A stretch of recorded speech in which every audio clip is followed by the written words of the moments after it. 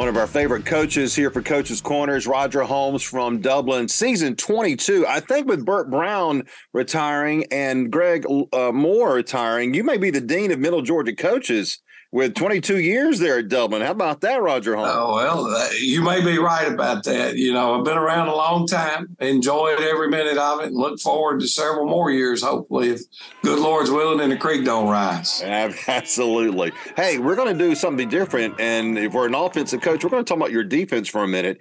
You got better last year defensively, really improved your point per game back down to 12.1, which was really good. And this year, of course, you've got a very highly recruited player, Nasir Johnson, who is already committed to Florida. So, I mean, I know you love offense, but I mean, hey, defense wins championships. And how much did it matter last year having that defense back on track and then moving forward into this year with Johnson at the forefront there on the line? You know, truthfully, Bill, I cut my teeth as a defensive coordinator, and I have a lot of pride in being a defensive football coach. And we probably said last year, we've gotten away from being what Dublin was. Our football team, as long as I've been a head coach, has averaged giving up 17 points a game on the defensive side of the football. All of a sudden, that was going up to 20 in the 20s, 25, 26. We had to get back and get doing the things that Dublin does, doing it the Dublin way, and we were able to turn around and have a great defensive year. A lot of that credit goes to Joe Stubbs, our defensive coordinator, Scott Pagano, our run game coordinator. Those guys kind of molded these guys back into what we needed.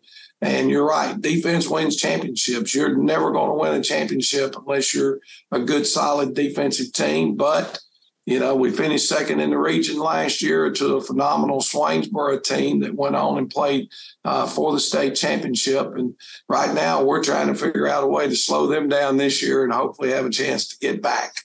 Well, it definitely helps to have a player like Johnson. You mentioned to me that your depth's a little shaky, but look, you've got 81 kids out. That's the most ever for Dublin. That's a great thing for a low A school. So you may have to teach them a little bit about how to play, but I mean, do you think that'll get better perhaps as the year goes along to where your depth is not as much of a question as it is right now? We do, Bill. We think that's the key to our success this year is how far we can bring our young kids. Having big numbers like that, you can actually bring them further the way we practice because the JV's on one end and the varsity's on the other, but they're getting coached by the same coaches. So they're getting the same material. And I kind of stepped over Nasir a minute ago. I won't give that young man his due now. I think Nasir is probably the heaviest recruited football player out of Dublin in their history. Wow. And definitely for myself, when you talk about the numbers of schools that offered him scholarships just in the SEC alone. It was LSU and Alabama, Ole Miss, Kentucky, Tennessee, Florida, South Carolina, then Miami and Florida State. And so, you know, the people that were recruiting this young man and his work ethic has really improved during his time. We look forward to seeing what kind of senior year he can have. No, that's awesome. Awesome to have a player of that caliber and to have that much attention on Dublin football. All right, Coach Holmes, of course, known for that offense. We'll talk about that with him in our next report. Roger Holmes back to talk about Dublin football. Of course, wing T is always a big part of the discussion with Dublin football. Coach Holmes writes books about it, so he knows a little bit about that offense. One important note to point out about this year, though, is that you are trying to replace two guards, which is a big part of what you do with that wing T offense. So what are your thoughts now as you kind of get ready for the summer months and get into the practices about your ability to replace those two guys to help that offensive line? Well, we lost two great ones. We lost from Monte Doherty, who's playing and signed a scholarship at Kennesaw State University. We lost Des Gilbert, who's going to the University of the South at Swanee. 6'2", 6'3", 235, 240-pound kids that could run like the wind. So we're losing those two. So that's a big lick for us. But we've taken that young man we mentioned in the last segment, Nasir Johnson, 6'5", 300. He's playing our right offensive guard for us, and he can run around and get in front of the football. And then we elevated a tackle that has been Drew Rozier that's been a really solid player for us as a starter the last 2 years to that guard.